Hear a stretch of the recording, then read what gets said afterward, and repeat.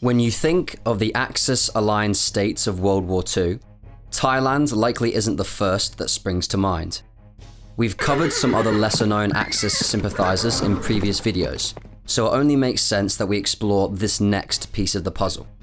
In this video, we delve into Thailand's contribution to the Second World War, which was likely more complicated than you know.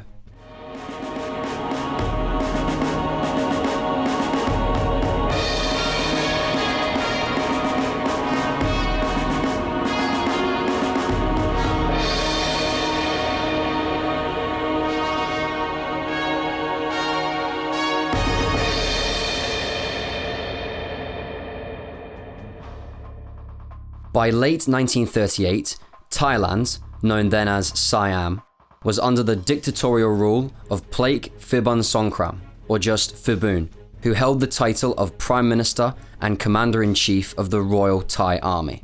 In January the following year, to consolidate his power, Phibuun arrested 40 of his monarchist and democratic political opponents under the guise of quelling the so-called Song Suradet rebellion. 18 of these men were tried and executed. Following that, Phibuun looked to Europe for inspiration. At this time, the Nazi Party was in power and war was on the horizon. As Hitler and his chief propagandist, Goebbels, spread pro-Nazi propaganda throughout Germany, Phibuun and his propagandist, Luang Witchitwathakan, did so too. Where Hitler hoped to unite the Germanic peoples, so too did Phibuun hope to unite Thailand, Burma, Malaya, Cambodia, Laos, Vietnam, and parts of South China into a greater Thai state, a greater kingdom of Thailand. In June 1939, he renamed Siam Thailand, meaning something like Land of the Free, though with the nation under military rule, it was anything but. Phibuun actively crushed any aspects of Thai culture he didn't like, enforcing 12 cultural mandates between 1939 and 1942. As a part of Mandate 1, for instance, organizations with the word Siam in their name had to get rid of it. This accounted for the vast majority of the country's business, industries, and political groups and such. Part of Mandate 4 read, when seeing the national flag raised or lowered, according to government custom, or hearing the sound of the salute bugle or whistle, honor the flag, according to regulation or custom. Thais were also instructed to admonish anyone who didn't properly honor the flag. Mandate 10 stipulated that people had to dress to Phibuun's standards, while Mandate 11 forced people to divide their lives into 3 distinct portions: one for work, one for personal activities, and one for rest and sleeping. It even dictated when and for how long they had to sleep and exercise, and when they should eat. In June 1940, France surrendered to Germany. This got Phibuun excited because France's defeat had weakened the French globally, including in French Indochina, and Phibuun wanted Indochina for himself. He couldn't take it alone, however.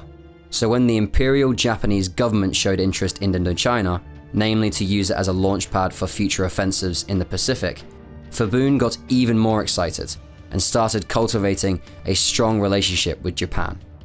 On the 12th of June, Thailand and Japan signed a treaty stipulating that they would respect each other's sovereignty, work together on matters of common concern, i.e. Indochina, and provide no aid to any third party attacking either signee.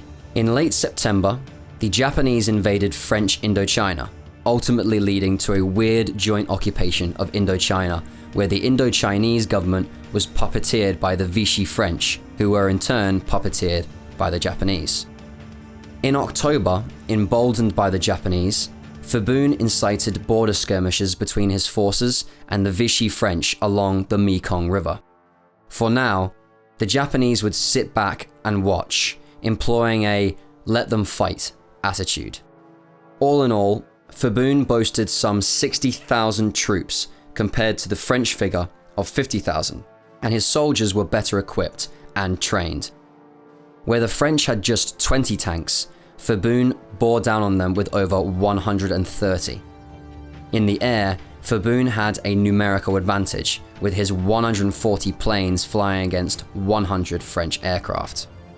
Where the French had him, however, was in the sea, deploying the light cruiser La Motte Piquet and 4 sloops against Febun's 2 coastal defense ships, 12 torpedo boats, and 4 Japanese-made submarines. In January 1941, Phebun launched offensives on Laos and Cambodia, steamrolling the French in the former, but running into greater resistance in the latter. It looked like he had it in the bag, but then the French Navy stepped up in the Battle of Ko Chang, issuing the Thai dictator a swift defeat which drew Japan's attention and had the Japanese sweating. In late January, Japan stepped in to mediate an armistice between Phebun's forces and the Vichy French. As a part of this, the French had to cede some of Cambodia and Laos provinces to Phebun, but this amounted to just a quarter of the land Phebun wanted, and the arrangement put pressure on his relationship with Japan. Fearing the Japanese would turn on him next, he started fostering relationships with Britain and America, and adopted a neutral stance in the war at large. At 11 at night on the 7th of December 1941, the Japanese gave the Thai government an ultimatum: allow the Japanese to enter Thailand unopposed or face their wrath. Receiving no response from Phebun within the 2-hour window they had allowed him, the Japanese invaded Thailand from the Gulf of Thailand and overland from Cambodia on the 8th. The fighting lasted just 5 hours, after which Phebun called a ceasefire and allowed the Japanese to march through Thailand to Burma and Malaya. A week after that, he put his signature on an alliance between Thailand and Japan. On the 25th of January 1942, after the Allies had started their bombardment of Thailand's capital, Bangkok, Phebun declared war on the US and UK. While Thailand and Japan's new alliance was far from smooth, Thailand made major contributions to the Japanese war effort throughout the Second World War. As well as allowing the Japanese to launch their invasions of Burma and Malaya from Thailand, the Thai armed forces supported these offensives directly. Some 35,000 troops of the Thai Phayap army fought in Burma between 1942 and 1943, invading and annexing Shan State and Karenni State, while the Royal Thai Police staved off a British invasion of southern Thailand, codenamed Operation Crocodile. Phebun also granted the Japanese access to Thai military bases, weapons, railways, roads, and warehouses, and let them build the Burma Railway through Thailand. As a reward for his good behavior, the Japanese gave Phebun more land, including 4 northern states in British Malaya. This was a far cry from the greater Thai state that Phebun saw each night in his dreams, however, and the dictator started to comprehend that if the Japanese had their way, it might never become a reality. To make matters worse, a wet season deluge flooded swaths of Thailand, including the capital, in September 1942, significantly reducing agricultural output and forcing Thailand to rely on Japanese imports. The Thai people weren't happy, and resistance against Imperial Japan and Phebun grew. Said resistance was largely organized by Seri Thai, or the Free Thai Movement, which had been conceived by the Thai ambassador in Washington, Seni Pramoj, shortly after Phebun declared war on the United States. Working with the American OSS and British SOE, the Free Thai Movement trained Thais living in the US and UK to parachute into Thailand and prepare Thai resistance fighters for underground activities. The Free Thai Movement grew to include some 50,000 Thai guerrillas and was championed by the Regent of Thailand and former Minister of Foreign Affairs, Priti Banomyong, who went by the codename Ruth and organized the resistance out of his office in Bangkok's Thammasat University.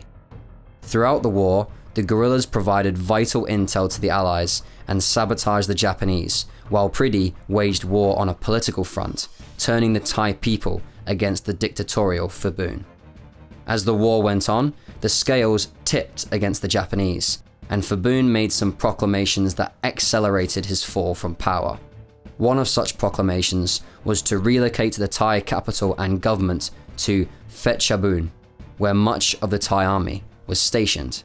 This infuriated the Japanese and inspired many officials in the Thai government to turn on Phabun, who was ousted in August 1944. Phabun had made Priddy's job easy for him, and the Thai politician Kwang Abawongse, a member of Seri Thai, replaced him as prime minister. Kwang collaborated with the Japanese only on the surface, maintaining this illusion to protect the Free Thai movement. When the guerrillas were strong enough, they would overthrow their nation's occupiers. But a large-scale offensive never came to pass, as Imperial Japan capitulated before the guerrillas could strike. At the war's end, Priddy worked to distance Thailand from Japan, claiming that Phabun's declaration of war had been illegal. Due to the efforts of the Free Thai movement, Thailand wasn't treated as an Axis ally, and Thailand ultimately returned the land it had annexed during the war. But that was far from the end of our boy Phabun, who carried out a successful coup d'etat in November 1947 and remained in power for the next 10 years. Had you heard his story before today though? What about the story of Thailand in the Second World War as a whole? Do you know anything about World War II era Thailand that we didn't cover in this video? Please feel free to share your thoughts in the comments section below.